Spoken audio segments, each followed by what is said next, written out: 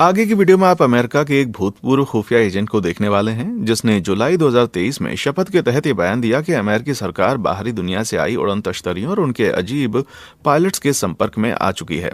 If you believe we have crashed craft, stated earlier, do we have the bodies of the pilots who piloted this craft?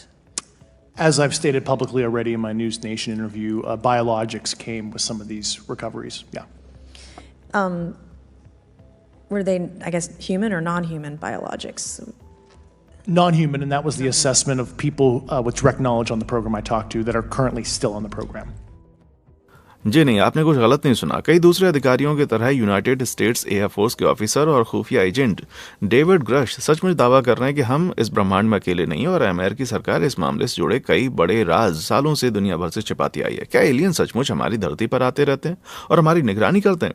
आज हम इस सवाल की तह तक पहुंचने की कोशिश करेंगे। अजनबी से देखने वाली उड़न तश्तरियों की तस्वीरों से लेकर सरकारी रिपोर्ट और किसी एलियन के साथ एक तथाकथित इंटरव्यू, आज हम देखेंगे इन हरे प्राणियों की मौजूदगी साबित करने वाले अब तक के कुछ सबसे ठोस सबूत।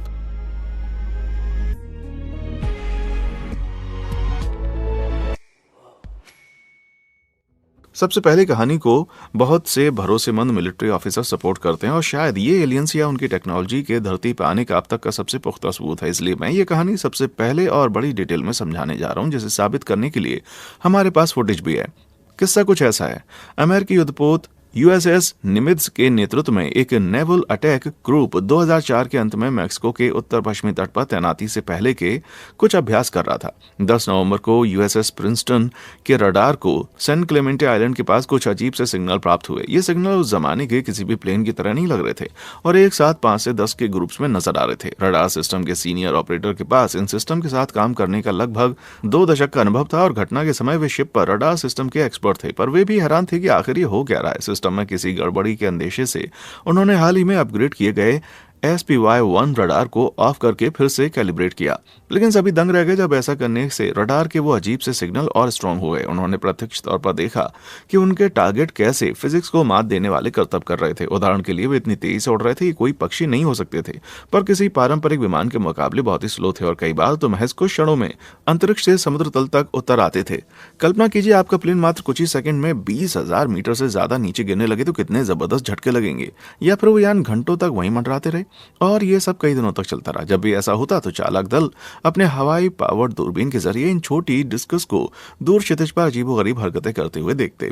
फिर 14 नवंबर की सुबह कुछ बहुत ही असाधारण घटा। स्ट्राइक फाइटर स्क्वाड्रन 41 ने एयरक्राफ्ट कैरियर से एक रूटीन ट्रेनिंग मिशन के लिए उड़ान भरी। तभी अचानक से रहस्यमय रडार ट्रैक फिर से नजर आने लगा।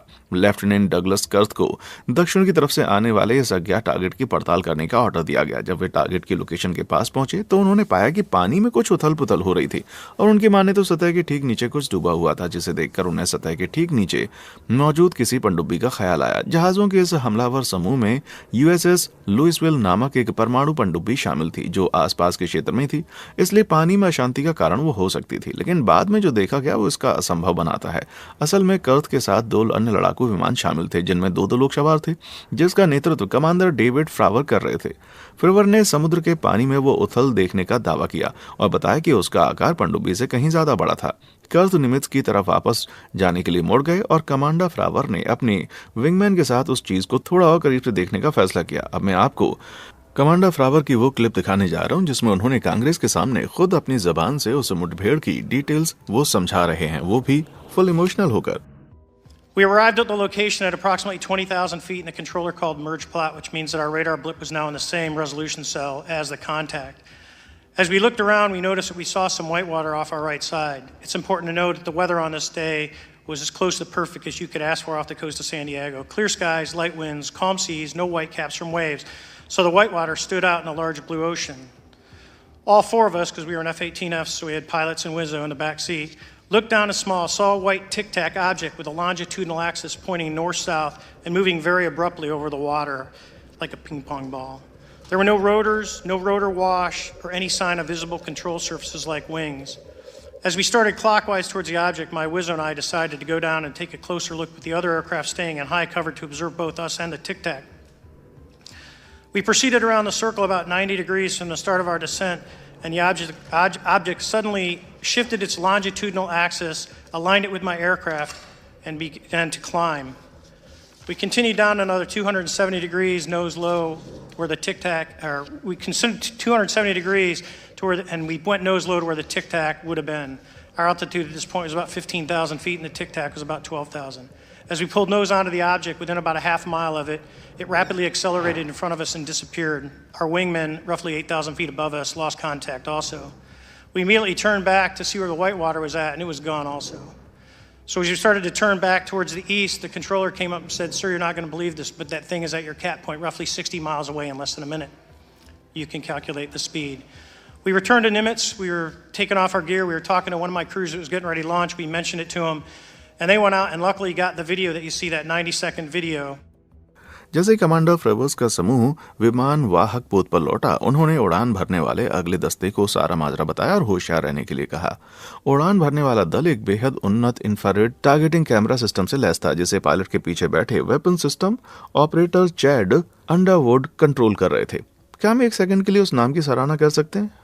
चैड अंडरवुड, खतरनाक चीजों से लड़ने वाला एक बहादुर लड़का। खैर, उड़ान के कुछ ही मिनट के बाद अंडरवुड ने कुछ दसियों किलोमीटर दूर अपने रडार पर एक टारगेट लॉक किया। अंडरवुड ने कहा, हमारा ध्यान सबसे ज्यादा इस बात ने खींचा कि वो चीज फिजिक्स के सामान्य नियमों के ठीक विपरीत हरकत कर रही थी। अब आइए वो वीडियो देखते हैं जिसमें उस कथित यान को रिकॉर्ड किया गया था। जैसा कि आप देख ही सकते हैं, वीडियो का black and white version infrared में बनाया गया है और जब अंडरवुड ने विजिबल लाइट मोड ऑन किया तो उन्हें दूर धुंधले में एक अंडाकार चीज नजर आई। फिर वो दोबारा से इंफ्रारेड मोड ऑन करते हैं और अपने जूम को कई बार कम ज्यादा करते हैं। तभी अचानक से वो यूएफओ रडार स्क्रीन से गायब हो जाता है। दुर्भाग्य से टारगेट इतनी दूर था कि उसे नंगी आंखों से नहीं देखा जा सकता था और ना ही यान का पायलट नजर आया। इस मुठभेड़ के बाद नेवल स्ट्राइक ग्रुप को कम से कम 2 और दिनों तक ये अजीब सी गतिविधियां रडार पर नजर आती रहीं। ना मानने वालों का कहना है कि ये फुटेज असल में किसी तरह का हवाई जहाज है, लेकिन हवाई जहाज आसमान में इस तरह से नहीं उड़ पाते कि मानो ग्रेविटी का कोई वजूद ना हो। गवाहों के बयान इतने हैरत अंगेज हैं कि आपको मनगढ़ंत लग सकते हैं, लेकिन ध्यान रहे कि दर्जनों उच्च अधिकारियों और भरोसेमंद सैन्य कर्मियों ने इन दावों की पुष्टि की है। अन्य गवाहों के साथ कमांडर फ्रेवर ने भी दावा किया कि उन्होंने वीडियो का एक लंबा वर्जन देखा जो कि काफी हाई रेजोल्यूशन में था, लेकिन उसे जनता के लिए नहीं जारी किया गया। कहते हैं कि घटना से जुड़े सारे फुटेज उसी दिन शाम को डिलीट कर दिए गए थे जिस दिन मैंने उनको रिकॉर्ड किया। स्ट्राइक ग्रुप के दोनों जहाजों पर मौजूद बहुत से गवाहों ने दावा किया कि उस दिन 2 आदमी हेलीकॉप्टर से आए थे जो सारा डेटा इकट्ठा करके सारी हार्ड ड्राइव और रिकॉर्डिंग वगैरह डिलीट करके चले गए। गवाहों के माने तो उन्होंने ऐसा कुछ पहले कभी नहीं देखा था। हो सकता है ये सब मामले को दबाने के लिए किया जा रहा हो सकता है सरकार को एलियन लाइफ और टेक्नोलॉजी के बारे में पहले से बताओ, पर किसी कारण उन्होंने हम लोगों से ये बात छिपा कर रखी हो। शायद सरकार को ऐसा लगता है कि ये खबर फैलने से लोगों में अफरा तफरी सी मच सकती है जिसे वो रोकना चाहते हैं, या इस बात को शायद इसलिए राज रखा जा रहा है कि दुश्मनों को इसके बारे में कुछ भी पता ना चले। ऐसा भी हो सकता है कि आसमान में नजर आने वाली उड़न तश्तरियां किसी तरह का कोई टॉप सीक्रेट मिलिट्री प्रोजेक्ट हो जिसे सरकार हर कीमत पर दुनिया से छिपाए रखना चाहती है। माना कि आजकल तरह तरह के विकसित एरोप्लेन बनाए जा रहे हैं, पर क्या अंडाकार शेप का कोई जहाज ग्रेविटी को इस तरह से पटका नहीं दे सकता है? लगता है हम आम लोग शायद कयासी लगाते रह जाएंगे कि उस दिन फ्लाइट ग्रुप के सदस्यों ने जो देखा उसकी हकीकत आखिर क्या है। हम बस इतना जानते हैं कि कमांडर फ्रेवर के अंदाजे के मुताबिक उसकी लंबाई 12 से 15 मीटर थी, जो कि देखने में बिल्कुल किसी डिस्क जैसा लगता था। क्या गोल कटोरी से देखने वाली चीजें सचमुच किसी एलियन के जहाज जैसी थी? क्या उसके कॉकपिट में कोई पायलट बैठा था जो मिशन खराब होने के डर से इंसानों से दूर भाग गया? अफसोस कि हम सच कभी नहीं जान पाएंगे। हाँ, इतना जरूर है कि ये इस तरह की इकलौती घटना नहीं थी, जैसा कि हम आगे आपको बताएंगे। एरिया 51 में छिपे राज। एलियंस की हर कहानी किसी न किसी तरह एरिया 51 से जरूर जुड़ती है। इस जगह पर एलियंस और उनकी टेक्नोलॉजी से जुड़ा रिसर्च मौजूद होने की बात इतने जमाने से चल रही है कि कभी कभी मन में ख्याल आता है कहीं इस तरह के दावे सच तो नहीं है। अगर आप बॉब लेजार से पूछें तो ये पूरी तरह सच है। बॉब दावा करते हैं कि 1980 के दशक में उन्हें एरिया 51 में काम करने के लिए बुलाया गया। उनका प्रोजेक्ट बड़ा दिलचस्प था, एक एलियन यान के पुर्जे खोलकर उसकी टेक्नोलॉजी पता लगाना। बॉब ने 1997 में दावा किया था कि एलियन से कैप्चर किया गया वो यान जिसकी वो पड़ताल कर रहे थे असल में एक एंटी मैटर रिएक्टर के बल पर चलता था, जिसका ईंधन था एलिमेंट 115 का एक स्थिर रूप। इस एलिमेंट को हमारी धरती के वैज्ञानिकों ने पहली बार साल 2003 में बनाया था और आज भी इसे स्थिर रखने में बड़ी दिक्कत दिक्कत होती है। लजार बताते हैं कि उनके द्वारा स्टडी किए गए रिएक्टर के ऊपर बीचों बीच में बास्केटबॉल जितना एक बड़ा गोला था, जिसमें एक ऐसी जबरदस्त फूड निकलती थी यानों का मांस हिलने लगता। आगे बताते हैं कि एलियंस के यान में दो मुख्य हिस्से थे। यान का रिएक्टर ऊपर वाले हिस्से के बीच में होता था, जिसमें से एक लंबा सा एंटीना निकला होता था, जिसके इर्द गिर्द 3 ग्रेविटी एम्पलीफायर लगे होते थे। उनके माने तो ये ग्रेविटी एम्पलीफायर गुरुत्वाकर्षण को मनचाही दिशा देते थे, जिससे यान के इर्द गिर्द ग्रेविटी एक दिल का शेप ले लेती थी। यान के नीचे की तरफ थोड़ी पतली हो जाती थी। ये ग्रेविटी एम्पलीफायर यान के नीचे मौजूद ग्रेविटी मीटर से जुड़े होते थे, जो कि 180 डिग्री घूम सकते थे और गुरुत्वाकर्षण के उल्टी दिशा में एक तरंग छोड़ते थे, जिससे उत्पन्न होने वाले बल से यान के पेट के बल आगे बढ़ सकता था। यानी बॉब की माने तो एलियंस की उड़न तस्तरियां ऊपर नीचे नहीं बल्कि बगल की साइड से उड़ती हैं, जिनके मूवेबल इंजेक्शन उन्हें मनचाही दिशा प्राप्त करने में मदद करते हैं। इतना नहीं, बॉब ने आगे बताया कि उन्होंने कुछ ऐसे कागजात देखे हैं जिनसे साबित होता है कि एलियंस पिछले दसियों हजार साल से लगातार हमारी पृथ्वी पर आते रहे हैं। ये देखने में ग्रे कलर के छोटे छोटे बच्चों जैसे होते हैं, जिनकी उन्होंने कुछ लाशें भी देखी हैं। लेकिन हर वो ऑर्गेनाइजेशन जहां बॉब काम कर चुके होने का दावा करते हैं, उनसे किसी भी तरह का संबंध होने से इनकार करते हैं। फिर भी बॉब के दावों की पड़ताल करने वाले अमेरिकी जर्नलिस्ट जॉर्ज नैप का मानना है कि बॉब को एरिया 51 के बारे में कुछ ऐसी बातें पता है जो सिर्फ वहां अंदर दाखिल होने वाले शख्स ही बता सकते हैं। जाहिर है कुछ लोग ये दावा भी करते हैं कि सरकार मामले को छिपाना चाह रही है। वहीं कुछ लोगों की माने तो बॉब एक मामूली दर्जे के इंजीनियर है, फिर भी बंदे ने सिर्फ मजे लेने के लिए एक जेट कार बना डाली और अपने आविष्कारों के चलते कई बार अखबारों में छप चुके हैं। तो जाहिर है कि वो कोई मामूली इंजीनियर तो नहीं है। बॉब ने यह भी दावा किया है कि वहां एरिया 51 के बेस में अंदर दाखिल होने के लिए एक ऐसा बायोमेट्रिक स्कैनर यूज किया जाता था जो कि हाथ की हड्डियों की लंबाई नापता था। सरकार ने पहले तो इस तरह के किसी डिवाइस की मौजूदगी से इनकार किया, लेकिन दशकों बाद ये बात कबूल की कि 80 के दशक में एरिया 51 में चालू स्टेल्थ फाइटर प्रोग्राम के दौरान इस डिवाइस को यूज किया जाता था। और बॉब ने कहा कि सरकार द्वारा कबूली गई ये डिवाइस वैसी है जैसी उन्होंने यूज की थी। वो दोनों ही संस्थाएं ये कहकर बच सकती थी कि हाँ, बॉब उनके लिए काम करते थे, पर आज उन्हें उनकी मानसिक स्थिति देखकर बड़ा तरस आ रहा है। लेकिन नहीं, उन्होंने सीधे सीधे उनके वजूद से इनकार कर दिया। ऐसा क्यों? अब मैं ये तो नहीं कह रहा कि बॉब पूरी तरह सच बोल रहे थे, लेकिन किस्से में ऐसे कई संदिग्ध इत्तेफाक हैं जो कि किसी को भी ये बात सच में मानने के लिए तैयार कर सकते हैं। क्या बॉब के इन दावों में जरा भी सच्चाई है? तो बता दें, वो पिछले 30 सालों से अपनी इस कहानी पर डटे हुए हैं और इस मुद्दे पर कई मर्तबा लाई डिटेक्टर टेस्ट पास कर चुके हैं। शायद वो सच कह रहे हो। बता दें, अपने बयान के बाद बॉब कई अपराधों के दोषी करार दिए गए, जिसके चलते उनके विरोधी उनके दावों को यकीन करने लायक नहीं मानते। पर क्या पता, शायद बॉब सच ही कह रहे हो। आगे आप ऐसी कोई चीज देखेंगे जिसके बाद आपको भी ये सारी बातें सच लगने लगेंगी। याद है उस गोल उड़न तश्तरी वाले वीडियो को मैंने बताया था कि ये इस तरह का इकलौता मामला नहीं है। ऐसा ही कुछ मामला अमेरिका के दक्षिण पूर्वी तट पर साल 2015 की शुरुआत में रिकॉर्ड किया गया। इसे रिकॉर्ड करने वाले बंदे अभी तक सामने नहीं आए, लेकिन कुछ क्रूमेट्स और साथ के पायलट्स ने थोड़ी बहुत जानकारी दी है, जिसके मुताबिक साल 2004 में उड़न तश्तरी के देखे जाने की पहली घटना के करीब 10 सालों के बाद अमेरिकी युद्धपोत थियोडोर रूजवेल्ट के नेतृत्व में एक नेवल अटैक ग्रुप वर्जीनिया के तट के पास युद्धाभ्यास में जुटा हुआ था। इस किस्से का घटनाक्रम भी ठीक पिछले वाले जैसा ही है। पहले तो रडार पर कुछ अजीब सी गतिविधियां हुई, जिस पर शुरू में किसी ने ध्यान नहीं दिया। बेहद तेज गति से उड़ने वाली चीजें ग्रेविटी को मात दे रही थीं और फिजिक्स के नियमों की धज्जियां उड़ा रही थीं। कुछ देर के बाद पायलट ने फिर से अपना रडार चेक किया। उनको यकीन हो गया ये कुछ भी है, असली है। उस चीज को पकड़ने की शुरुआती कोशिशें नाकाम रही, लेकिन एक दिन दो जेट एक दूसरे के महज 10 मीटर की दूरी पर उड़ रहे थे जब अचानक से कोई चीज उनके बीच से गुजरी, जिससे वो टकराते टकराते बचे। घटना में शामिल पायलट खुद को सामने नहीं ला पाए, लेकिन उनके साथ एक साथी F-18 pilot lieutenant Ryan Graves ने उनसे बात की, जिससे पता चला कि घटना ने दोनों को पूरी तरह डरा दिया था। लेफ्टिनेंट ग्रेव्स ने अमेरिकी संसद में उड़न तश्तरियों से जुड़ी सुनवाई में बयान दिया। During a training mission in Warning Area Whiskey 72, 10 miles off the coast of Virginia Beach, 2 F-18 Super Hornets were split by a UAP. The object, described as a dark gray or a black cube inside of a clear sphere, came within 50 feet of the lead aircraft and was estimated to be 5 to 15 feet in diameter. The mission commander terminated the flight immediately and returned base. Our squadron submitted a safety report, but there was no official acknowledgement of the incident and no further mechanism to report the sightings. Soon, these encounters became so frequent that aircrew would discuss the risk of UAP as part of their regular pre-flight briefs. इस बार बताया गया कि उड़ने वाली वो चीज एक transparent गोले के अंदर बंद एक क्यूब के रूप में थी। जाहिर है ये दोनों पायलट बुरी तरह चौंके होंगे, सो ये बता पाना मुश्किल है कि उन्होंने इतने कम समय में आखिर क्या कुछ देखा। लेकिन मैंने मनोरंजन के उद्देश्य से उस चीज की कुछ तस्वीरें बनाई और मजे मजे में 2 एलियंस भी बैठा दी हैं। पायलट ने एलियन को देखने की बात नहीं कही, पर मेरा मानना है कि वो अंदर जरूर बैठे रहे होंगे। खैर, लेफ्टिनेंट रायन ग्रेव्स ने अपने आगे बयान दिया कि इकलौती घटना नहीं थी। दर्जनों पायलट ऐसी ही चीजें पिछले कई महीनों से देखते हुए चले आ रहे हैं और आसमान में नजर आने वाली ये चीजें बाहर घंटों तक उड़ती रह सकती थी। कुछ महीनों के बाद 2015 में यूएसएस थियोडोर रूजवेल्ट घूमकर फ्लोरिडा के तट पर आई तो एक दूसरी घटना में पायलट ने एक ऐसी फुटेज कैप्चर की जिसने सबको चौंका दिया। There's a whole fleet of them. Look on the ASA. My gosh. They're all going against the wind. The wind's 120 knots from the west. Look at that thing, dude.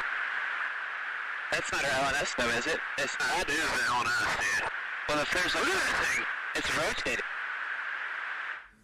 इस clip की सबसे दिलचस्प बात यह है कि इसमें नजर आ रही उड़ने वाली चीज ठीक वैसी उड़ान भर रही है जैसा कि बॉब लजार ने अपने दावों में बताया था, यानी बगल की तरफ। यान के इर्द गिर्द हार्ट जैसा एक शेप भी नजर आ रहा है जैसा कि बॉब द्वारा स्टडी किए गए यान के मामले में देखा गया। लेकिन कुछ लोग कहते हैं कि कोई यान वगैरह नहीं बल्कि प्लेन के कैमरा से उत्पन्न होने वाले नजरों का एक धोखा मात्र है। लेकिन वो दोनों पायलट इसे किसी तरह का धोखा नहीं मानते।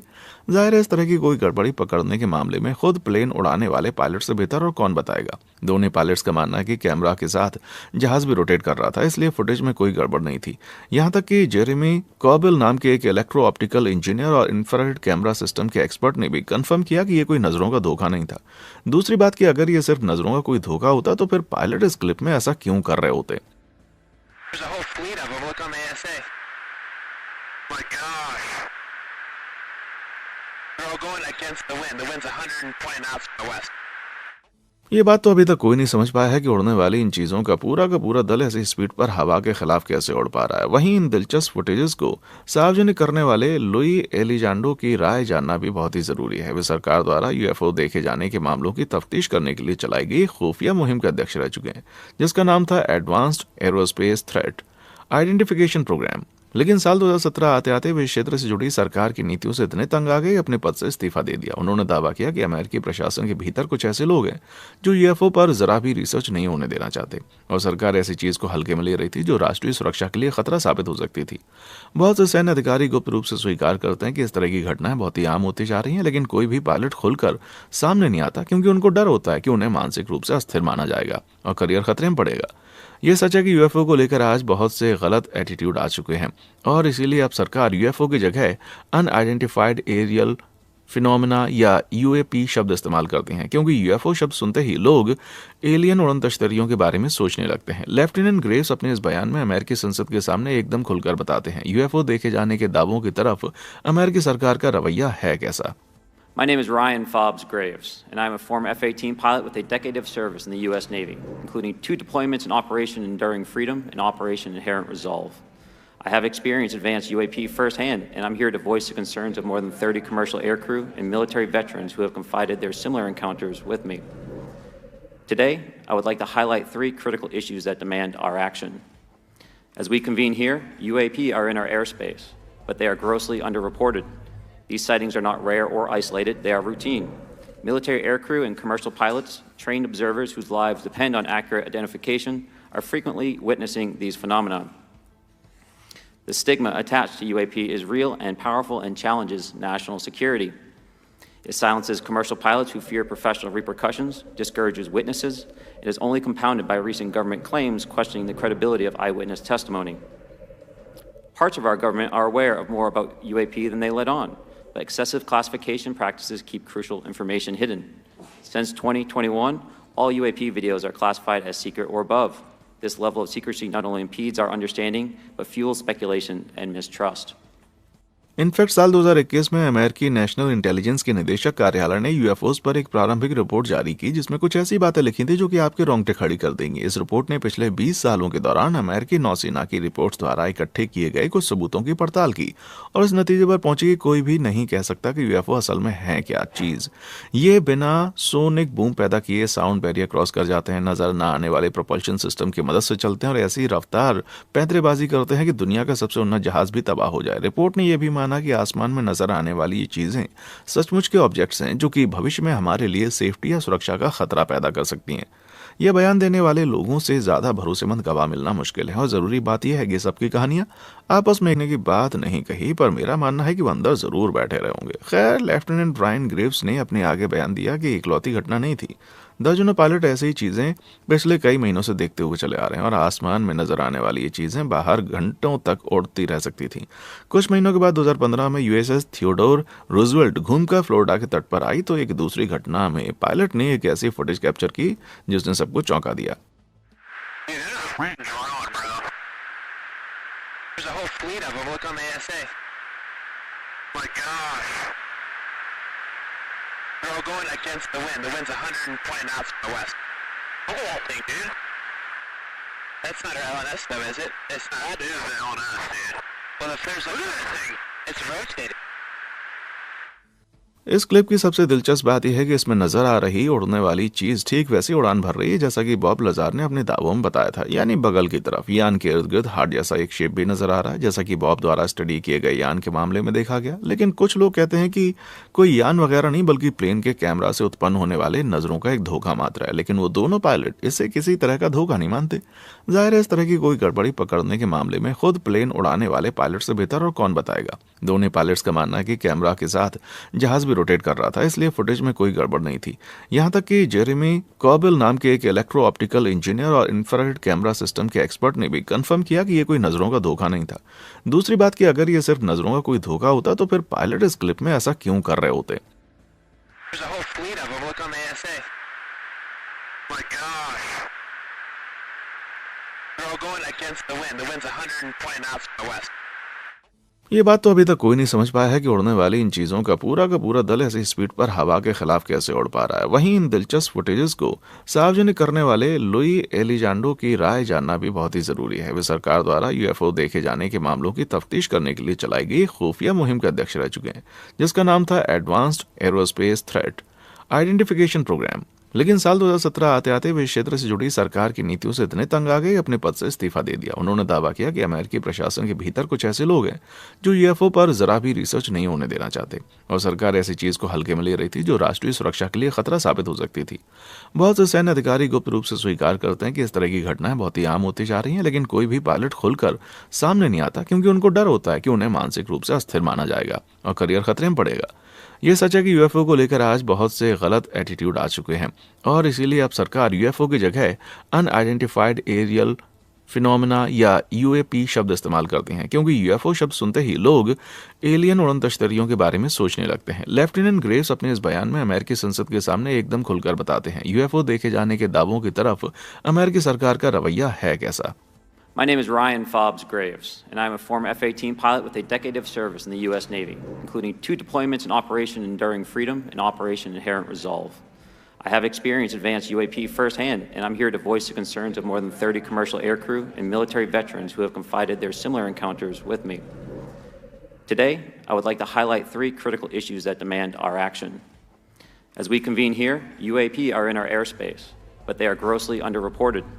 These sightings are not rare or isolated, they are routine. Military aircrew and commercial pilots, trained observers whose lives depend on accurate identification, are frequently witnessing these phenomena. The stigma attached to UAP is real and powerful and challenges national security. It silences commercial pilots who fear professional repercussions, discourages witnesses, and is only compounded by recent government claims questioning the credibility of eyewitness testimony. Parts of our government are aware of more about UAP than they let on. But excessive classification practices keep crucial information hidden. Since 2021, all UAP videos are classified as secret or above. This level of secrecy not only impedes our understanding, but fuels speculation and mistrust. In fact साल 2021 में अमेरिकी national intelligence के निदेशक कार्यालय ने UFOs पर एक प्रारंभिक रिपोर्ट जारी की जिसमें कुछ ऐसी बातें लिखी थी जो कि आपके रोंगटे खड़ी कर देंगी। इस रिपोर्ट ने पिछले 20 सालों के दौरान अमेरिकी नौसेना की रिपोर्ट्स द्वारा इकट्ठे किए गए कुछ सबूतों की पड़ताल की और इस नतीजे पर पहुंची कि कोई भी नहीं कह सकता कि यूएफओ असल में है क्या चीज। ये बिना सोनिक बूम पैदा किए साउंड बैरियर क्रॉस कर जाते हैं, नजर न आने वाले प्रोपल्शन सिस्टम की मदद से चलते हैं और ऐसी रफ्तार पैंतरेबाजी करते हैं कि दुनिया का सबसे उन्नत जहाज भी तबाह हो जाए। रिपोर्ट ने यह भी माना कि आसमान में नजर आने वाली ये चीजें सचमुच के ऑब्जेक्ट्स हैं जो कि भविष्य में हमारे लिए सेफ्टी या सुरक्षा का खतरा पैदा कर सकती हैं। यह बयान देने वाले लोगों से ज्यादा भरोसेमंद गवाह मिलना मुश्किल है और जरूरी बात यह है कि सबकी कहानियां आपस में एकदम मैच करती हैं। इनके साथ संसदीय सुनवाई के दौरान एक और गवाह सामने आया और उसकी कहानी तो ऐसी है जो कि आपको और ज्यादा झकझोर के रख देगी। ये हैं भूतपूर्व खुफिया अधिकारी डेविड क्रश, जिन्होंने कुछ बहुत ही विस्फोटक खुलासे किए हैं। न सिर्फ उन्होंने ये दावा किया कि अमेरिकी सरकार पहले ही एलियन प्राणियों के संपर्क में आ चुकी है, बल्कि उनके क्रैश हो चुके यान भी बरामद किए गए हैं, जिनमें से उनके गैर इंसानी पायलट की लाशें मौजूद थीं। मामले को और भी गंभीर बनाते हुए क्रश ने यह दावा किया कि अमेरिकी सरकार कुछ ऐसी खतरनाक एलियन प्रजातियों के संपर्क में आ गई है जो आगे हमारे लिए बड़ा खतरा साबित हो सकती है। बाप रे! लेकिन अगर ये सब सच है तो हमने इसके बारे में अब तक खुले तौर पर बात क्यों नहीं की? जैसा कि आपने अंदाजा लगा लिया होगा, क्रश आरोप लगाते हैं कि सरकार ये सब दबा कर रखना चाहती है। अपने बयान के दौरान और डिटेल्स बताते हुए उन्होंने कहा कि अमेरिकी सरकार के एजेंट उन लोगों को बहुत परेशान करते हैं जो सच का खुलासा करने का इरादा रखते हैं। यानी अगर क्रश कभी अचानक से लापता हो गए तो हमें पता है इसके लिए खुद से जिम्मेदार मानना चाहिए। बताने की जरूरत नहीं है कि जवाब में अमेरिकी सरकार ने वही किया जैसे आपको उम्मीद होगी, सब कुछ सिरे से नकार दिया। जुलाई 2013 में ऊपर बताई गई संसदीय सुनवाई के दौरान उन्होंने शपथ के तहत फिर से दोहराया कि अमेरिकी सरकार एक बहुत बड़ा सच छिपा रही है और ये सरकार गैर इंसानी प्राणियों की लाशें बरामद कर चुकी है। If you believe we have crashed craft, stated earlier, do we have the bodies of the pilots who piloted this craft? As I've stated publicly already in my News Nation interview, biologics came with some of these recoveries. Yeah. Were they, I guess, human or non-human biologics? Non-human, and that was the assessment of people with direct knowledge on the program I talked to that are currently still on the program. फिर उन्होंने आगे बताया कि aliens की कुछ प्रजातियां हमारे लिए बहुत ही बड़ा खतरा हैं। So, at one point you had said that there has been harmful activity or aggressive activity. Has any of the activity been aggressive, been hostile in your reports? I know of multiple colleagues of mine that got physically injured, and the activity. And I got by UAPs or by people within the federal government. Both. Okay. अफसोस के कानून से बंधे होने के कारण crush बहुत से सवालों का जवाब सबके सामने नहीं दे सकते थे, लेकिन उन्होंने कहा कि अगर सांसद चाहें तो वो अकेले में उनसे मुलाकात करें और भी जानकारी के लिए राज खोल देंगे। न जाने अब इसका और कहें कि इससे बड़ा राज क्या होगा। आपको क्या लगता है, क्या ये एलियन प्राणियों की मौजूदगी का अब तक का सबसे पुख्ता सबूत है या महज 15 मिनट की पब्लिसिटी वाले बंदों का कोई स्टंट? नीचे कमेंट सेक्शन में आकर बताएं। इससे पहले कि हम वीडियो के अगले हिस्से की तरफ बढ़ें, आइए आपको मिस्टर क्रश के बयान का एक ऐसा हिस्सा सुनाते हैं जो कि बहुत ही दिलचस्प है। At the time, due to my extensive executive level intelligence support duties, I was cleared to literally all relevant compartments and in a position of extreme trust, both in my military and civilian capacities. I was informed in the course of my official duties of a multi-decade UAP crash retrieval and reverse engineering program. अगर ये सच है तो Bob laser और संसदीय सुनवाई में बयान देने वाले गवाहों समेत दूसरी हजारों घटनाओं को सपोर्ट करता है जो कि पिछले कई दशकों से रिकॉर्ड की जा रही हैं। तो आइए अब एलियन यान देखे जाने की कुछ सबसे विश्वसनीय घटनाओं पर एक नजर डालते हैं जिन्हें अक्सर इग्नोर कर दिया जाता है। Foo Fighters. नवंबर 1944 की एक काली अंधेरी रात में एक अमेरिकी फाइटर प्लेन फ्रांस और जर्मनी की सीमा पर राइन वैली के ऊपर आसमान को चीरता चला जा रहा था। तभी एक लेफ्टिनेंट ने रात के अंधेरे में दूर को जगमगाती हुई सी चीज देखी। पायलट्स को लगा कि शायद जर्मनी ने फाइटर जेट भेजे और वे मुकाबले के लिए मुड़े नहीं थे। वो रोशनी अचानक से गायब हो गई। ये तो एक लंबे और अजीबोगरीब घटनाक्रम की महज शुरुआत थी। युद्ध के दौरान और भी कई पायलट्स ने आसमान में जगमगाते गोले, जलती बुझती लाइट्स और यहाँ तक कि उनके बेहद करीब उड़ान भरते किसी अजनबी चीज की बात की। पायलट्स को लगा कि शायद जर्मनी ने फाइटर जेट भेजे और वे मुकाबले के लिए मुड़े नहीं थे। वो रोशनी अचानक से गायब हो गई। ये तो एक लंबे और अजीबोगरीब घटनाक्रम की महज शुरुआत थी। युद्ध के दौरान और भी कई पायलट्स ने आसमान में जगमगाते गोले, जलती बुझती लाइट्स और यहाँ तक कि उनके बेहद करीब उड़ान भरते किसी अजनबी चीज की बात की। पायलट ने इन चीजों को फू फाइटर्स कहना शुरू कर दिया, जो जमाने की मशहूर कॉमिक्स स्मोकी टावर से ली गई एक लाइन थी। हाँ, इस नाम से एक बैंड भी है, पर मुझे नहीं लगता कि डेव ग्रोल 40 के दशक में गाना बजाना कर रहे थे।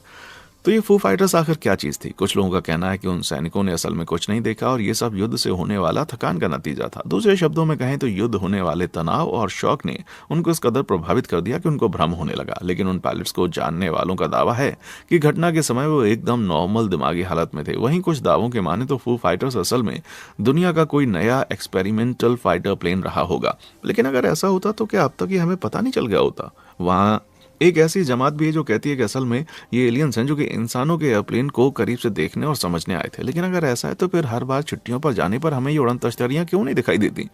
जरा इस नजरिए से सोचिए, द्वितीय विश्व युद्ध मानव इतिहास का सबसे विनाशकारी युद्ध था। हो सकता है किसी दूसरी आकाशगंगा में रहने वाले एलियंस को ये उठापटक सुनाई दे हो और वो देखने चले आए हो कि आखिर क्या हो रहा है। फिर जब उन्होंने देखा कि हम इंसान कितने घटिया और बेवकूफ होते हैं तो अपनी दुनिया में वापस चले गए। मानना पड़ेगा यार, उनका फैसला गलत तो नहीं था। लेकिन घबराइए मत, बस आप वाव फैक्ट को लाइक कीजिए, सब्सक्राइब कीजिए और आपको समय समय पर नॉलेज का इंजेक्शन मिलता रहेगा, जिसे देखकर शायद एलियंस इंप्रेस हो जाएं और अगली बार आपसे मिलने दोबारा धरती पर चले आएं। कर दिया? ग्रेट, चलिए अब आगे बढ़ते हैं।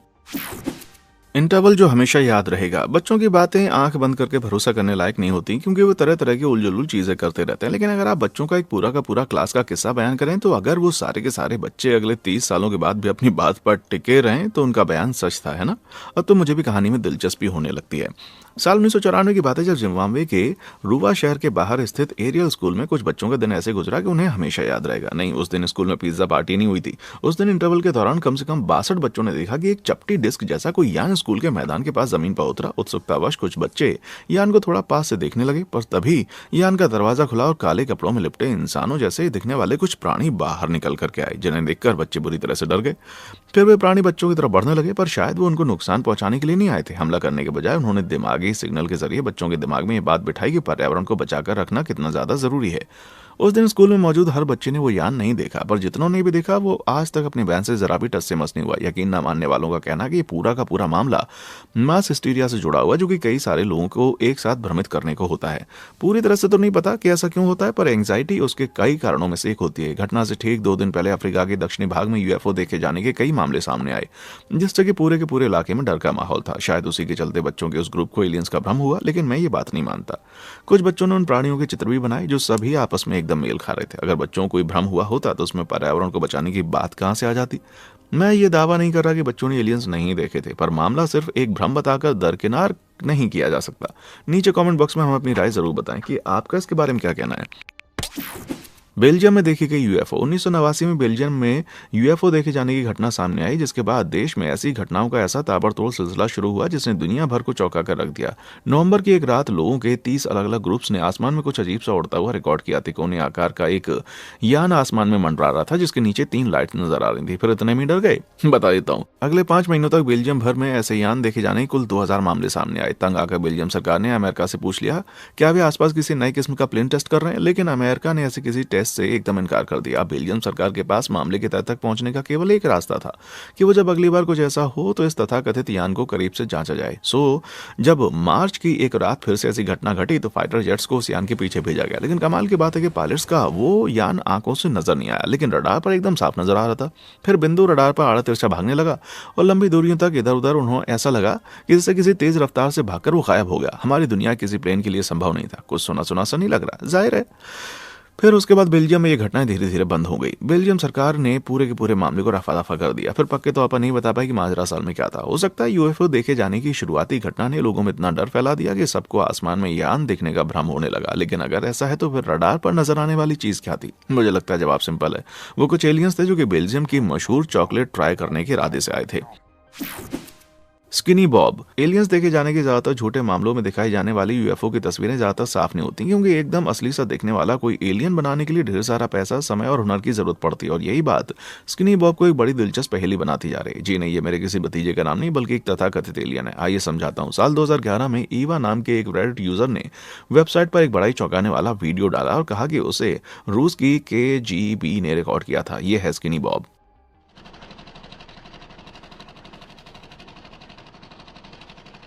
आपका नहीं पता, लेकिन इस वीडियो में मेरे रोंगटे खड़े एकदम से हो गए। ये हम क्या देख रहे हैं? क्या ये असली है? देखने में तो एकदम असली लग रहा है ना। ईवान बताते हैं कि एलियन जीटा रेटिकुलाई नाम के एक सुदूर स्टार सिस्टम से एक दूत के रूप में हम इंसानों से आपसी फिक्र के मुद्दों पर चर्चा करने के लिए आया था, पर उन्होंने नहीं बताया कि वो मुद्दे आखिर क्या थे। आप जो क्लिप देख रहे हैं वो उस तथाकथित एलियन के इंटरव्यू का हिस्सा है। Visual effect expert ready sharp, जो आई एम लेजेंड और वॉचमैन जैसी फिल्मों में काम कर चुके हैं, उन्होंने फुटेज को देखने पर एक चौंकाने वाला बयान दिया। उनके मुताबिक अगर ये फुटेज फेक है तो 2011 में उपलब्ध टेक्नोलॉजी ने इसे बनाने में बड़ी दिक्कत की होगी और एडिटिंग करने वाले की नॉलेज और काबिलियत जबरदस्त और बेमिसाल रही होगी। और तो और इसे बनाना बहुत महंगा पड़ता है। सटीक तौर पर कुल $2.5 लाख।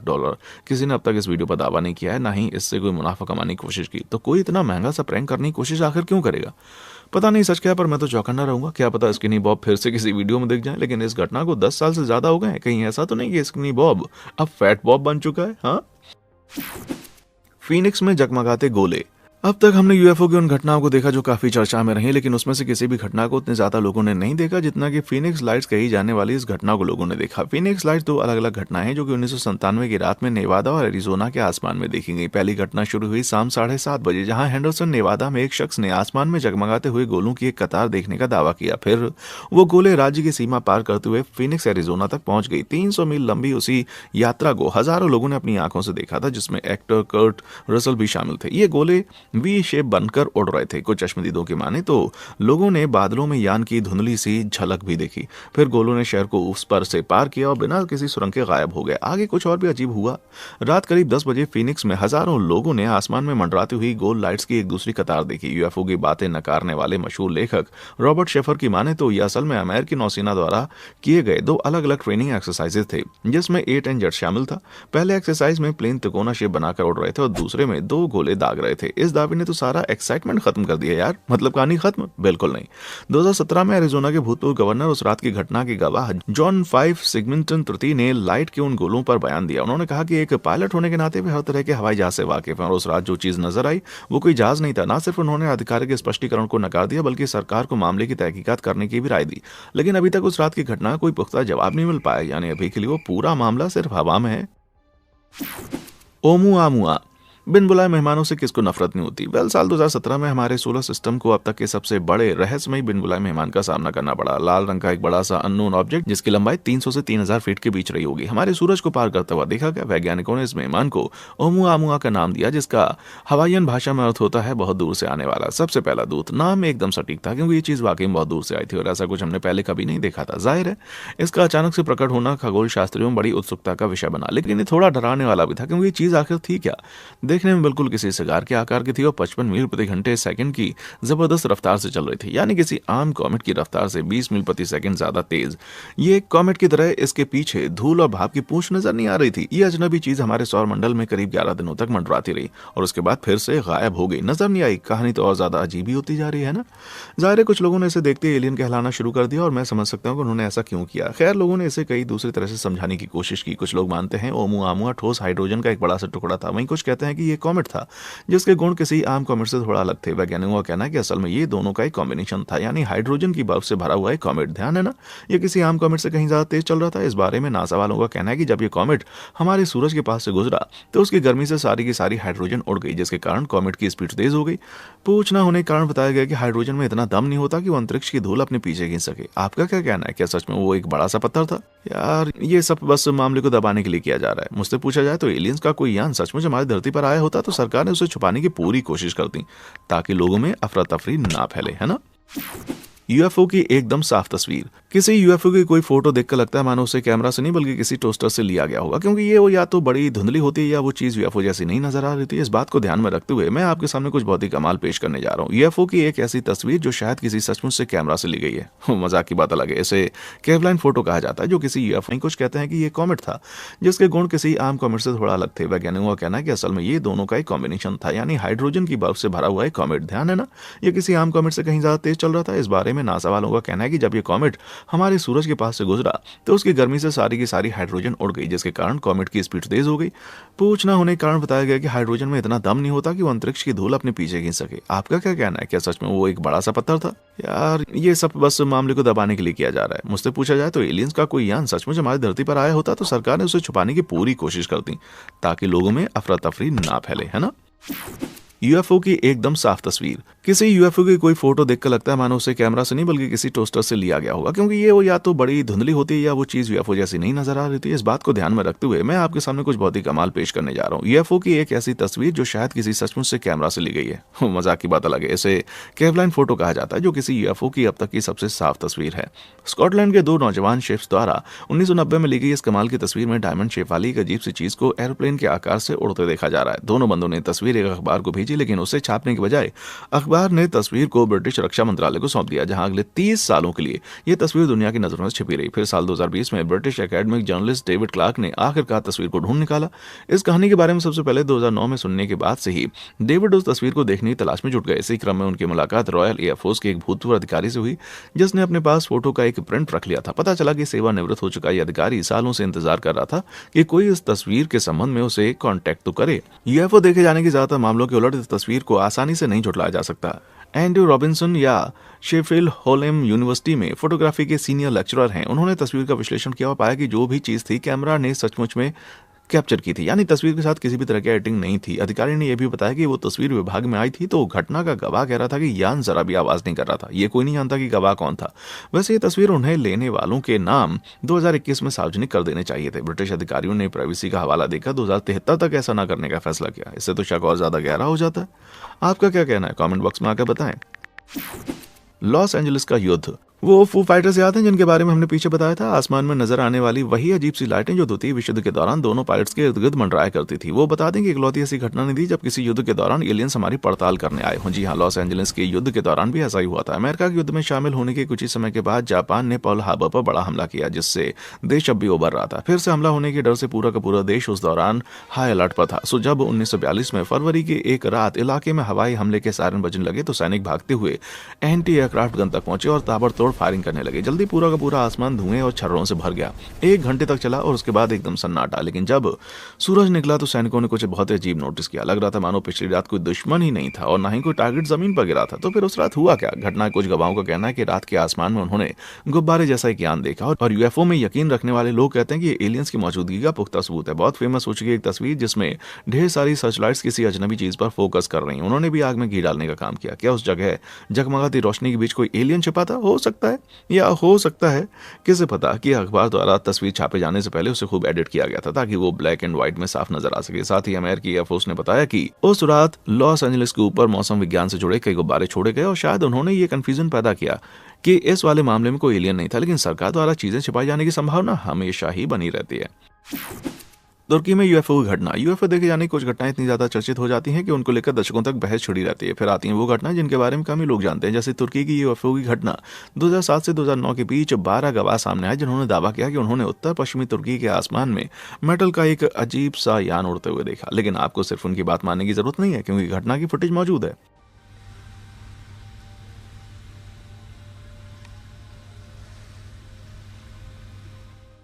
माना कि वीडियो बहुत ज्यादा हिल रहा है, लेकिन एक घटना की एक दूसरे फुटेज को जूम करने पर यह नजर आता है।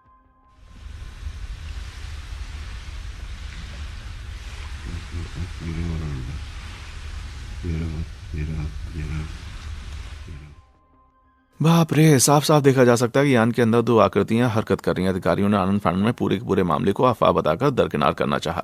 घटना की फुटेज को सरकार द्वारा नियुक्त किए गए 2 अलग अलग बोर्ड पर परखा गया, लेकिन दोनों ही किसी नतीजे पर नहीं पहुंचे, बल्कि उल्टा दोनों ने ये कबूल किया कि फुटेज एकदम असली था। उन्होंने ये नहीं कहा कि वो चीज पक्का एलियन थी, पर यह माना कि क्लिप को जरा भी एडिट नहीं किया गया। और यार, वो यान इंसानों के किसी भी एयरक्राफ्ट जैसा नहीं था। मुझे तो बड़ी हैरानी हो रही है कि इस दिलचस्प घटना को आखिर इतना कम लोग कैसे जानते हैं। साफ साफ देखा जा सकता है कि अंदर 2 पायलट मौजूद हैं जो शायद ये मशवरा कर रहे हैं कि इंसानों से रास्ता पूछा जाए या नहीं।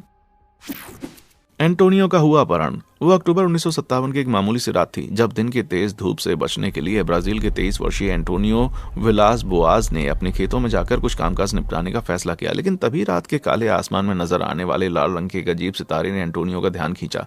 तारा धीरे धीरे बड़ा होता गया और एंटोनियो ने पाया कि वो उनकी तरफ बढ़ रहा था। वे फटी आंखों से देखते रहे जब वो तारा एक बड़े से एलियन यान के रूप में उनके सामने आए। एंटोनियो ने फौरन वहां से भाग निकलने का फैसला किया, पर अफसोस कि उनका ट्रैक्टर स्टार्ट नहीं हुआ और उन्हें खेतों में पैदल दौड़ना पड़ा। लेकिन कोई भी चीज उनका पीछा कर रही थी और वो बहुत तेज थी।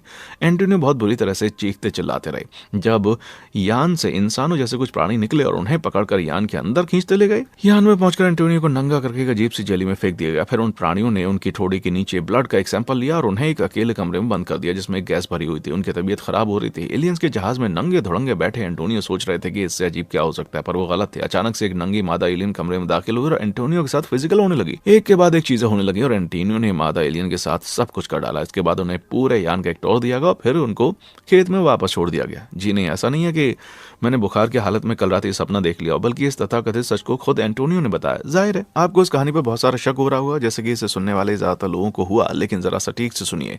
घटना कुछ ही देर के बाद एंटोनियो का मेडिकल परीक्षण किया गया, जिसमें पता चला कि वो रेडिएशन पॉइजनिंग का शिकार हुए हैं। अब मैं ये नहीं कह रहा कि इससे वो कहानी सच साबित होती है, पर समझ नहीं आ रहा कि खेतों में काम करने वाले बंदे को रेडिएशन आखिर कहां से लग गया। खैर जो भी हो, एलियंस के यान में जाने वाले इस किसान ने मरते दम तक अपनी इस कहानी को पक्ष लिया रखा। 1991 में उनकी मौत हुई। क्या एंटोनियो का सचमुच एलियंस द्वारा अपहरण किया गया था? ये बस उनकी डींगे मात्र थी। क्या पता क्या था। एंटोनियो अब हमारे बीच नहीं है।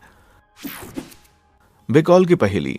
लेक बकौल रूस में स्थित एक झील है जो दुनिया की सबसे प्राचीन और गहरी झील मानी जाती है, जिसकी अधिकतम गहराई 45 मीटर से ज्यादा है। यानी अगर दुनिया की सबसे ऊंची बिल्डिंग बुर्ज खलीफा को एक के ऊपर एक 2 बार रखा जाए तो वो भी झील के पानी में पूरी तरह डूब जाएगी। तो जाहिर है झील से जुड़ी कई कहानियां प्रचलित हैं, जिनमें एलियंस देखे जाने भी बहुत सारे किस्से हैं।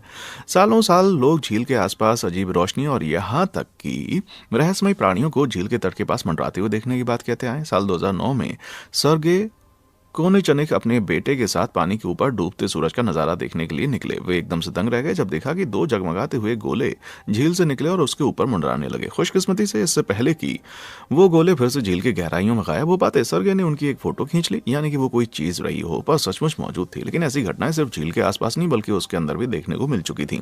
साल 1982 में रूसी सेना का एक गोताखोर दल ने बैकॉल की सतह से करीब 160 फीट नीचे दैत्याकार इंसानों से नजर आने वाले कुछ प्राणियों को देखा। सैनिकों ने उनमें एक को पकड़ने की कोशिश की, लेकिन उस प्राणी ने उन सभी को एक झटके से पानी से बाहर फेंक दिया। अगर गहराई में गोता लगाने के बाद आप तेजी से सतह पर आते हैं तो डिकम्प्रेशन का शिकार हो सकते हैं। दबाव में आने वाली जबरदस्त कमी से होने वाली एक ऐसी समस्या जो घातक साबित हो सकती है।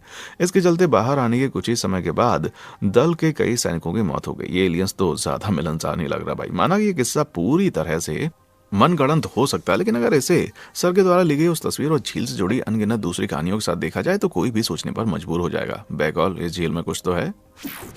Man in black. आपने मैन इन ब्लैक मूवीज के बारे में जरूर सुना होगा, जिसका एक पार्ट छोड़कर ज्यादातर मूवी बड़ी मजेदार है। पर क्या आप जानते हैं ये फिल्में असल दुनिया की एक घटना पर आधारित हैं, जो कि बड़ी डरावनी थी। कहा जाता है एलियंस देखने का दावा करने वाले लोगों को अक्सर असल जिंदगी में मैन इन ब्लैक का सामना करना पड़ता है। लेकिन असल दुनिया के मामलों में विल स्मिथ नहीं आता, बल्कि काले कपड़े पहनने वाले डरावने से दिखने वाले लोग गवाहों को ढूंढकर या तो उन्हें डराते धमकाते हैं या कुछ किस्सों के माने तो पूरी तरह गायब कर देते हैं। ये वीडियो बनाने का बड़ा आइडिया मेरे लिए घातक साबित ना हो जाए। एक ऐसी अजीब घटना साल 2009 में घटी जिसका फुटेज मौजूद है। यहाँ आप 2 संदिग्ध देख रहे हैं। बंदों को ओंटारियो कनाडा के एक होटल में दाखिल होते देख सकते हैं। अजीब से दिखने वाले ये बंदे होटल की लॉबी में दाखिल हुए। उनके चेहरों पर भौं या पलकें नहीं थी। उन्होंने टोपी के नीचे विग पहनी हुई थी और दोनों की शक्लें हुबहू एक जैसी थी। गवाह बताते हैं कि फिर वो दोनों चपरासी को पकड़कर मैनेजर शेन सोबर के बारे में पूछताछ करने लगे। चपरासी ने बताया कि शेन उस दिन काम पर नहीं आए थे, तो दोनों को यकीन नहीं हुआ कि वो पूरी तरह जगह को खंगालने लगे और माना कि उसके मालिक हों। साफ था कि वो जो कुछ भी ढूंढ रहे थे उनको मिला नहीं। फिर वो दोनों बिना किसी सुराग को चुपचाप होटल से बाहर निकल गए और लौटकर कभी नहीं आए। लेकिन वे होटल में आए क्यों थे? असल में शेन ने पिछले साल नियाग्रा फॉल्स के ऊपर तिकोने आकार का यान देखने का दावा किया। शेन अब इस घटना को भूल चुके थे, पर शायद कोई और था जो कि अब सब कुछ याद रख रहा था। डरावना है ना? यूएफओ में यकीन रखने वाले ज्यादातर लोगों का मानना है कि मैन इन ब्लैक सरकारी लोग होते हैं, जिनका काम होता है एलियन देखे जाने की घटनाओं को दुनिया से छिपा कर रखना। पर सच तो कुछ और ही है। चेहरे पर कोई बाल नहीं, हूबहू एक जैसी शक्ल है। कहीं ये बंदे खुद एलियंस तो नहीं है? जाहिर है कि ऐसे मामलों को दबा कर रखना उनके हित में होगा, ताकि वो दुनिया में जो करना है वो जारी रख सकें।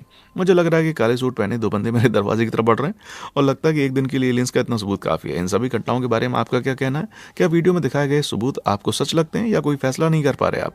यूएफओ की कोई एचडी तस्वीर देखने का इंतजार कर रहे हैं? नीचे कमेंट बॉक्स में आकर बताएं। उम्मीद है अगले वीडियो में आपसे मुलाकात होगी और कोई एलियन आपका अपहरण नहीं करेगा। देखने के लिए शुक्रिया।